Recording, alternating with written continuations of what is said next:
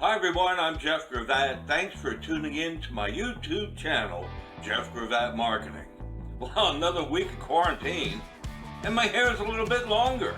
Pretty soon it'll be like it is in these videos. Anyway, I hope you've been liking our Let's Go Racing series as we continue on this week. By the way, if you do like Let's Go Racing here on YouTube, please give the video a like, and to find out whenever we put up a new video, subscribe to my channel. By the way, I've been in auto racing for about 35 years.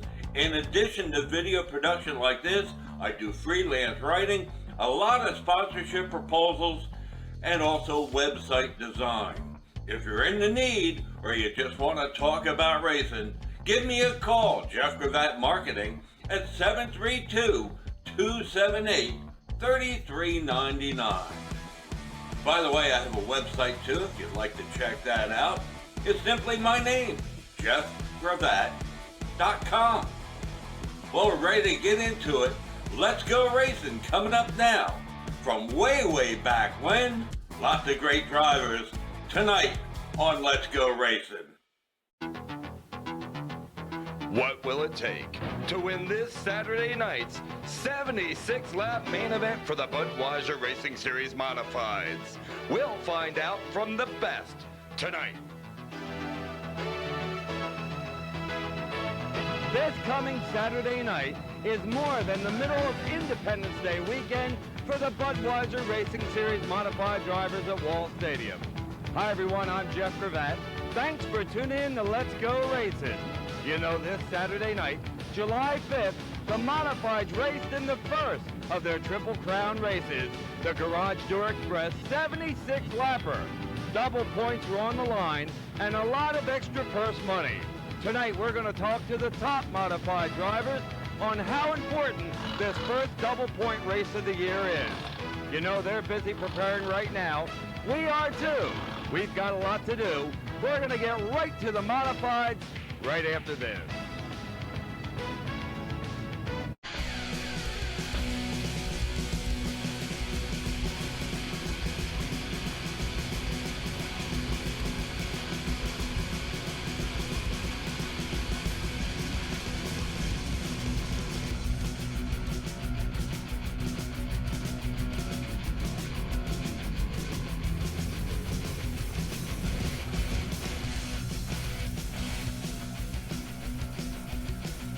The Budweiser Racing Series Modifieds are ready for the big 76-lapper on Saturday night, July 5th. Each and every driver in the field will be chasing this man, Dave Michel. He's the defending champion, and he's the point leader again in 1997. Dave Michel, thanks for coming on Let's Go Racing. You've got a bunch of 30-lappers in the book. You've won 4 times. How do you approach this 76-lapper? Hey, you're going to have to be cautious at the beginning of the race because it's a handicap race, so we'll be coming from the back. Just got to bide our time. All right. Will you take your time, or will you go right to the front? What's the plan, or does the track conditions dictate that? If you get an easy pass, you take it. But if, if it looks like it's screwed up, you just got to bide your time. All right. You told us earlier in the year you weren't really worried about points at first. You wanted to rack up the wins, start looking at the points once you got to the big races. Are you happy with the way the year has gone so far? Yeah, we're real happy the way it's happening. We just got to get through these next couple big races, and we'll worry about the points. All right, 4 main event wins. How's the car been running? Has it been as fast as your record shows? Yeah, the car's been real good. I mean, there's room for improvement. So you could do that any week, but we're happy. All right, your sponsors, are they excited with your year thus far? Are they excited about the big races coming up? Yeah, we got Ace Outdoor Power Equipment, Manahawkin Automotive, Boardwick Race Engines, Corey's Auto Body. They're all supporting us good. All right, how about your crew? Are they ready for these big races? I hope so. Maybe we'll sweat some of the weight off of them. Marc Rogers, you've had a few problems this year, but you're third in points going into these big double-point races. How's the season been thus far? So far, it's not too bad. We've had some little problems. We had some big problems, but we've had stuff go our way. We lost a motor a couple of weeks ago. I just want to say thanks to Kevin Flockhart and the 27 team for letting me use their car that night. All right, you ran good in that car. You've been running good in yours. What's the key to this success this year? Just try and be consistent. Every week, do the same thing over and over. Set the car up, try and make little changes at a time. All right, how about your sponsors? Are they excited? You're third in points. Big races are coming up. Are they ready for this? Yeah, they're all looking forward to the big races. I'd like to say thanks to Total Turf, Buchanan's Beer Distributors, Herbertsville Deli, John Tuttle Piano Repair, Estelle Electric, Electrosonics, Zipper Race Engines. There's so many people that help me out. All right, how about your pit crew? Are they ready for this grind of extra distance races in the heat of the summer? Yeah, they're all ready. We're all looking forward to it. You know, like I said before, we're going to work the same way we've been the whole season. And I'd like to say thanks to Danny, Kyle, Jay, my dad, Jody, Nicole, Manette, Jimmy. You know, every night they're out in the garage working, trying to keep this car running up in the top. All right, you've been running at the top. How do you do it in the 76 lapper? It's a handicapped race. How do you get to the front? Do you take your time or do you put the pedal to the metal? Well, it's real hard to say. I mean, you know, this stuff's going to happen in front of you. We're probably just going to go for it and hope for the best. Eddie Bohn, 2 feature wins thus far this season. We're getting to the meat of the year now. Double point races. Are you happy with the year thus far? Oh yeah, we can't complain. You know, we've had some good runs and got a couple bad breaks. You know, we got flat, broke a tie rod. You know, but that's going to happen. You know, but basically we're real happy. You know, a couple of weeks ago you had some mechanical problem. You ended up in another car. I guess you were thankful for that ride. Yeah, Jimmy Hawks let us use the old car that you know, the one I sold him years ago, and that really helped us because we broke the motor in warm-ups and we thought we were done, you know, and then he gave us the car and we ended up getting second with it. So we actually gained points on Davey that night. And the car runs good, and he won last week with it, and it's good. All right, how good is this number 4 this year? How fast is it? The car's been running real good all year. Sometimes we're just a little off with the tire setup, but you know, we had a little bad breaks last week. We got turned on the infield in the beginning, and we had to come all the way from the back, and it's tough. There's a lot of good cars out there. There's 10, 12 cars that can win out there any night. Getting by them is hard, you know, with 30-lap race. So the 76 lapper should make it a little easier because you got more time. You don't have to, you know, rush to get to the front. You can play you know, a waiting game a little bit.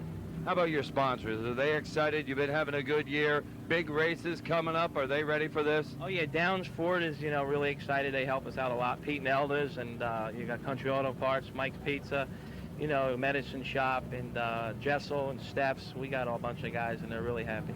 All right, 76 laps, but it's a handicap setup. The fast cars start at the back. The guys that won the most money, that means you're going to be towards the back. How do you drive that race? Do you drive it differently than a 30-lapper? Yeah, I'm going to drive it a little different. I'm going to wait and see what happens for the first 5, 10 laps. You know, you can't do that on a 30-lap race. You got to just go. And when they jam up, you got to just try to miss it. If you don't, you're in it, you know. In 76 laps, you can wait 10, 15, 20 laps and let them sort themselves out, let them get single file. Car's been fast. We can come from the back any night, but just run out of laps. You know, a lot of work to keep one of these cars in the front, especially in these big, long races. Your crew guys, who are they, and are they up to the task? Oh, we got a bunch of guys. We got Mike and John and Jimmy and Lenny and Louie and Timmy and Marshall and John.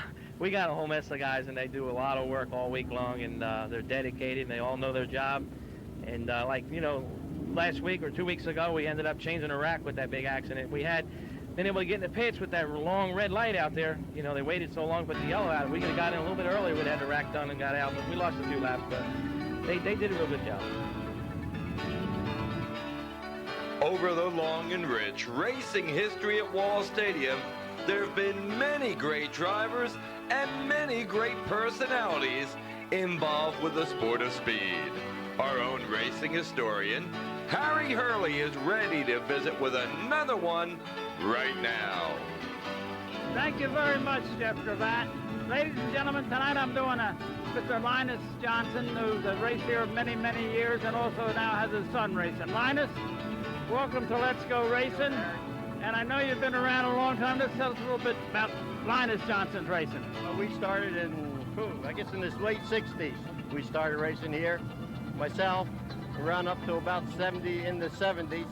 And then I helped Tom Mauser for quite a few years. He won a championship the year I was with him too. And then my son, he started racing. How come you gave up? Just got too expensive. Just too expensive, Harry. And nothing like it is today either. Oh, it's more money today.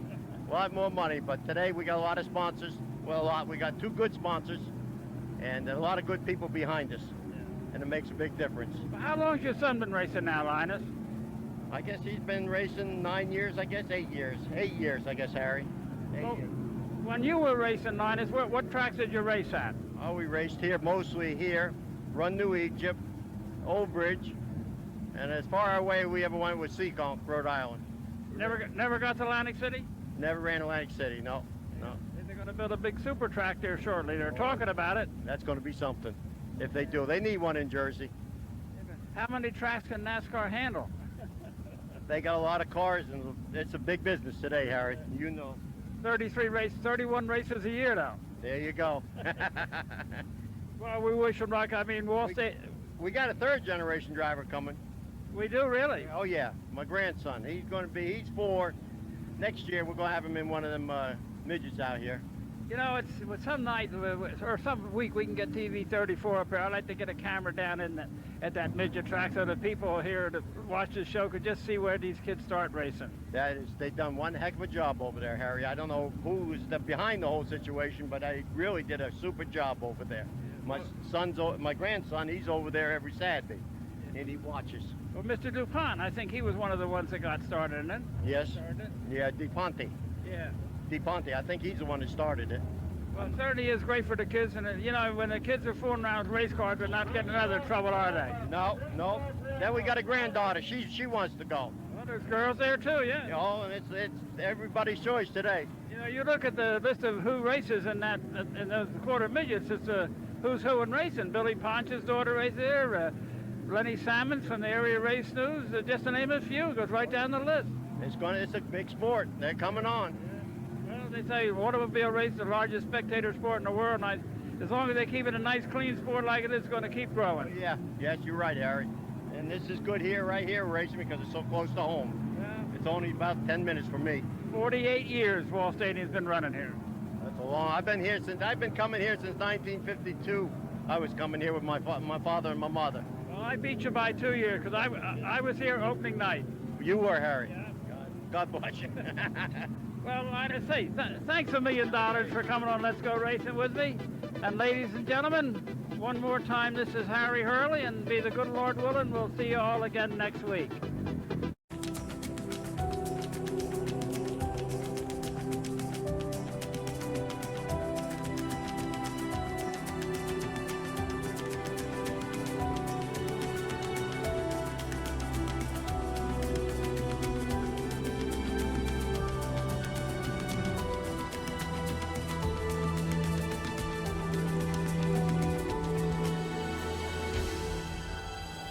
We'll get right back to Let's Go Racing in just a moment. I'd just like to remind you, we've always said support the sponsors who support your sport. Well, now it's more important than ever. Now, if you either have a business or you'd like to promote a sponsor's business, now's the time to get a hold of me at 732-278-3399. I'm sure you've been noticing some spots on the show for our sponsors of auto racing at Wall Stadium. So please, if you're interested, give me a call, 732-278-3399, to promote those sponsors, because we'll be back at the track before you know it. By the way, I spoke with Mrs. Krause this week, and she tells me the racetrack is ready to go. As soon as these sanctions are lifted, we'll be racing. She wants to thank you for your support of Wall Stadium. She says she misses everyone, and we'll be back soon. Okay, speaking of back soon, time to get back to this week's Let's Go Racing. Thanks again for watching. Ron Lane in the 94 started the Truck Series main event off with a bang when he hit the first turn rail. Mike Hilliard in the 11, Joe King in the 78, and Brian Jost in the 99 then scrambled for the lead on the restart before King and Stanley Skank in the 7 spun to slow the race on lap 1. When action resumed, Tag Neal in the 19 was off and running as he took the lead and never looked back. At the checker flag, Neal had a half-track lead over point leader Chris Kilbride in the 34, who finished second. John Manis Sr. in the 28 was third, while Joe King in the 78 was fourth, and Bart Skank in the 6 was fifth. Tag Neil, what can I say? It seems we meet here every week. Another victory. How'd you do it today? That was pure luck tonight. I just happened to be in the right spot at the right time. Just went for it and it turned out okay. All right, your sponsors must be happy. A lot of people down in Victory Lane with you. Yeah, my wife Jody, she's behind me 100%, and just about all my family was there. All my sponsors: Beatrix and Son Electric, Baker Hardwood Floor out of Barnegat, Steve Reeder Plumbing, Tim Nickel Construction. I just picked up a new sponsor, Dual Fuel out of Atlantic City. They've just come aboard with us and they're helping us out a lot. And Crushview Gardens in Galloway also. Everybody's great. You know, you had a setback, you dropped down in points a little bit, you're climbing back up, or are you still looking at the title? Yeah, we're going for it. I mean, we're not that far out now, and I'm going to chase it to the very end, however long it takes. George Andretti in the 29 and Kenny Reeves in the 88 wrestled for the lead at the start of the HWO Auto Supply Wix Filters Pro Stock 25 lapper, before Reeves throttled into the lead in the outside lane on the third lap. From then on, the black 88 was the pace setter, but there was plenty of competition close behind. Ray Gastello in the 69 soon moved into second, while Billy Cole in the 76 advanced to third. In all, 6 cars ran in the lead pack for the majority of the contest. At the checker flag, former street stock champ Kenny Reeves raced to his first ever pro stock win, while Ray Gastello and Billy Cole settled for second and third. Point leader John Ruggiero in the 21 was fourth, and George Andretti in the 29 wrapped up the top 5. Kenny Reeves, you've been running strong all year. You've had some tough luck, but you're up in the points. Tonight you take that win. Tell us how you feel and how you did it. Well, we're happy. We've been working very hard on the car. This will help us out a lot winning this race. All right, now how about your sponsors? They have to be happy. You've been fighting every week here. Yeah, I want to thank Swain's Welding and California Speed Shop, and my dad, and everybody that helped on the car. All right, now this is a brand new car. Compared to your other car, how is it? Is it faster? Do you like it better? Yeah, it's faster. There's a lot less maintenance, and it's easier to keep up and everything. All right, you broke on the ice. You got your first win of the year. Do you expect many more, and are you looking at the point title? I'm not really looking at the point title. It's being the first year with a new car and everything, but I would like to win another race if we can. The HWO Auto Supply Wix Filters 30-lapper for the Budweiser Racing Series Modifieds was a wild event from start to finish. Tom Mauser in the 88 was the first leader of the contest, before Scott Newell in the 36 tagged the fourth turn rail. The next restart attempt was scrambled before Ronnie Mullen had trouble with the Garage Door Express number 12. Mauser was still the pace setter until Matty Rico spun the 2 on lap 4. Next, Kenny Johnson in the 20 brought out the yellow on the 7th lap, and Dick Robbins in the 68 and Mike Brennan in the 55 were also involved. Things really changed on the 8th lap when Mike Carr in the 99 slammed the fourth turn rail. Front runners Mike Carpenter in the 72 and Mauser in the 88 also got tangled up and dropped from contention. When things were sorted out, Dan McLaughlin in the 38 was the new leader. But Eddie Bohn in the 4 had made his way from a consolation race starting spot into second. Bohn finally raced into the lead on lap 17 and then drove the black number 4 to his third win of the year. Robert Schletwig also charged through for second, while Dave Garfinkel in the 21, Dan McLaughlin, Jim Willis in the 62 completed the top 5. With his main event win, Eddie Bohn took over the point lead heading into Saturday night's Garage Door Express Independence 76 lapper. Eddie Bohn, you told us earlier tonight your sponsors are excited. They've got to be thrilled now. Oh, yeah, we got Downs Ford, Pete Nelda's, Country Auto Parts, Medicine Shop, Torco, Racing Fuel, we've been running their fuel, runs real good. Mike's Pizza, Medicine Shop, all the guys, Jessel, Steps, you know, they're real happy. You know, you're smiling now. I bet you weren't smiling earlier. You didn't qualify in a heat race. What happened, and were you worried? Well, we got caught up in a little bit of a bumper tag thing out there. A couple of cars got together. We lifted. A couple of cars got in the back of us, and we went almost in the infield, lost a lot of ground. We caught up, and they were side by side, 2 to go. Nobody's going to move over, so we had to run the consi. Well, I wasn't worried as long as we didn't have any mechanical failures in the consi. We were running fast enough to make it. But then we just started in the rear and, you know, picked our way through, watched the traffic. It was like a chess game out there, you know. I didn't know which lane to get in, but it all worked out good. Was it good starting in the back? A lot of accidents. Were you close to any of them? Oh, we were close to several. We got hit a little bit on the left side, a little bit on the right side in turn 4 here. But we come through clean. We didn't bend no wheels, and we're in good shape. I like to dedicate this race to my brother-in-law, Kenny Ott, and he got married just today, and we had a real good wedding, and I had to leave a little early. I was sorry for leaving, but we had to do a job down here, so. Are you glad you won tonight? Did it get you out of the frying pan a little bit with a feature win? I don't know. I'll find out when I go back home, because the party's still going on. I got to get going right now back there and see what's going on. Kevin Welsh wasted no time in the 20-lapper for the Legend cars as he rocketed his 81 to the lead at the drop of the green flag. Action then continued until lap 5, when front runner Wayne Loshes spun his 2 in the first corner.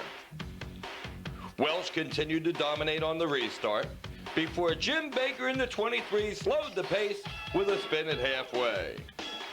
Roy Bean had trouble with his 4B in the 4th turn for the final caution, but then Kevin Welsh raced his 81 to his 3rd ever Wall Stadium win. Evan Ford in the 8 ball was the runner-up, with Ronnie Dunstan in the 44 3rd, Del George in the 6P 4th, and Sean Carrig in the 54 5th. Kevin Welsh, you must like Wall Stadium. Your 3rd Class car win here at the High Banked Oval. How'd you do it tonight? Well, I started up front. That's a good key for me. It's easy when you get up there, but a lot of good guys were coming up through the field. They started way back, but I was just lucky that I was starting up front. I blew a motor in my car. That's why I was riding the 81, so thank my dad for letting me use his car. All right, how about your sponsors? I know your dad's important. How about the sponsors on this team? Well, Welsh Cheap Eagles are a sponsor out of Far Hills, New Jersey. Done a great job for us. It's been really great.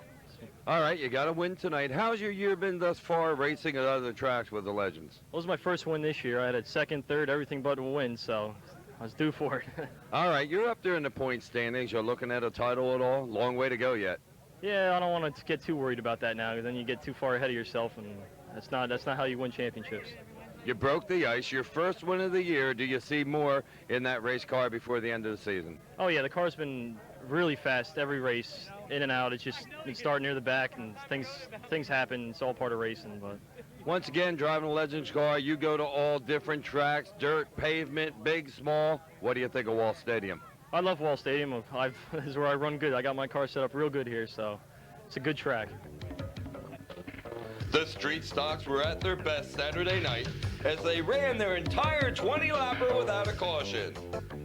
Jeff Green in the 33 was the first leader, but Bob Geiger in the 28 was a man on a mission as he charged to the front with 3 laps in the books.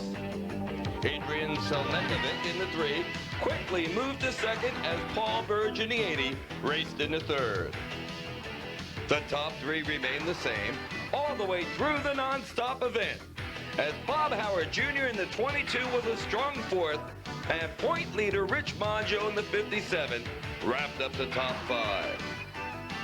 Bob Geiger, you've been running great all year. You've had some bad luck. You'll win tonight. How do you feel right now? I feel great, Jeff. Last 3 weeks we've had a lot of trouble, and it's finally starting to pick up, turn around for us. Hope we can keep going a little bit here. All right, how about your sponsors? They've stuck with you through it all. You were telling me about that. They've got to be happy tonight. Oh, my sponsors are the greatest. I'll tell you, them guys at Online Auto Parts and Regional Tire and Autos, Owner's Radiator Repair, Pitney Tavern, and especially the guys at Color King Carpet and Tile. Them guys really treat us right. We like to give them a win. All right, now you led most of the way. It was still tough getting to the front. Tell us how you made that pass for the lead. Well, it just kind of opened up in front of me, and I took it, and I just never looked back. All right, your first win of the year. You think you've broken the ice. You're going to get some more? Definitely. I definitely hope we did. I mean, once you get past the first one of the year, it's usually pretty easy from there.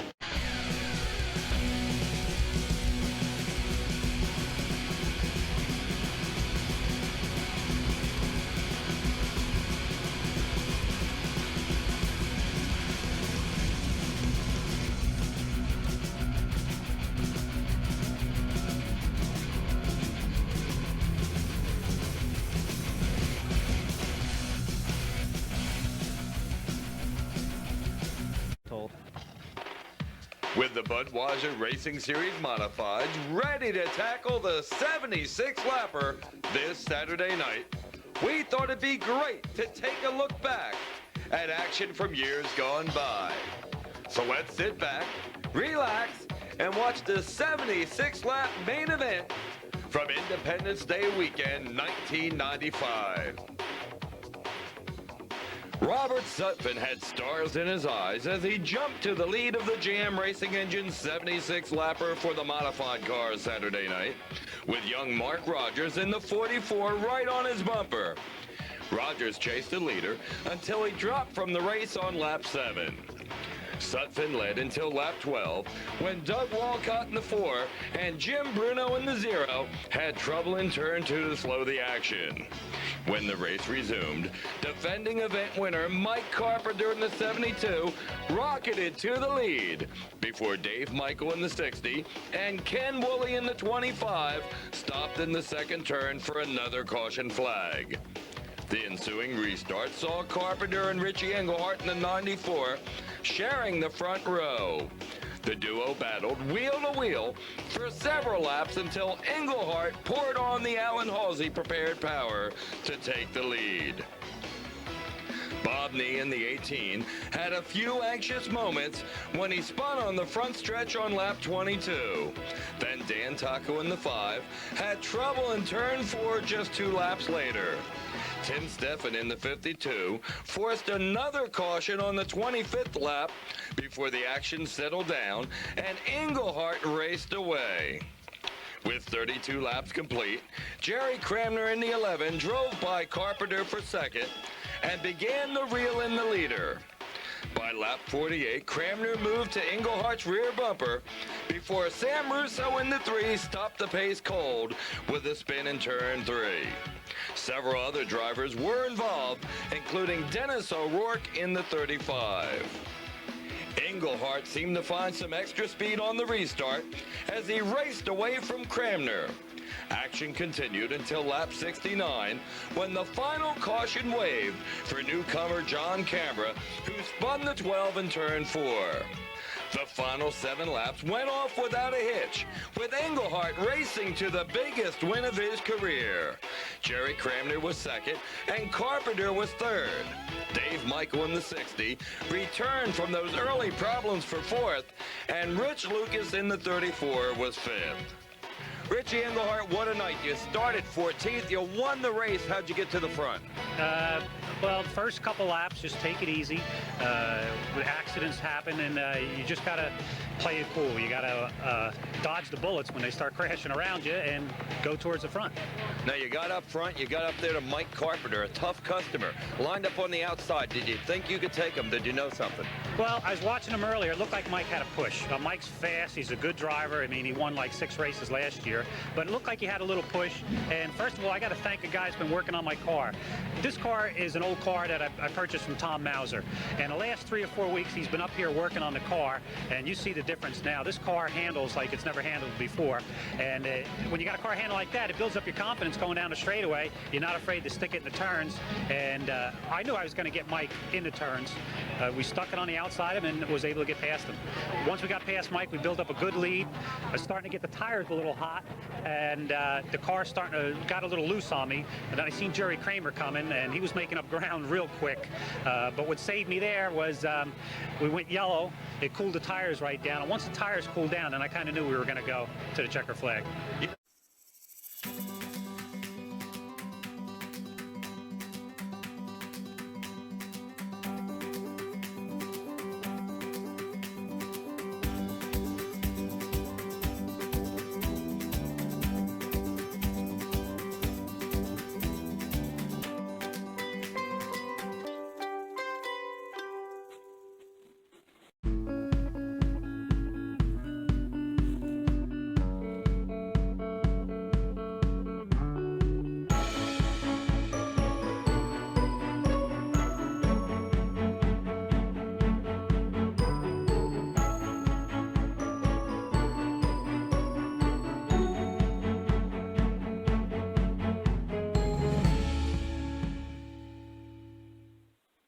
Summer has just begun at the Jersey Shore, but the racing action is heating up at Wall Stadium. I'm Jeff Gravatt. Thanks for tuning in, everyone. Now, next week, we'll have all the action from the big 76-lapper at Wall Stadium. Stick with us every week, right through the end of October, when we have the Saturday night action from the High Bank 3rd Mile Paved Oval. We'll see you next week on TV 34's Let's Go Racing.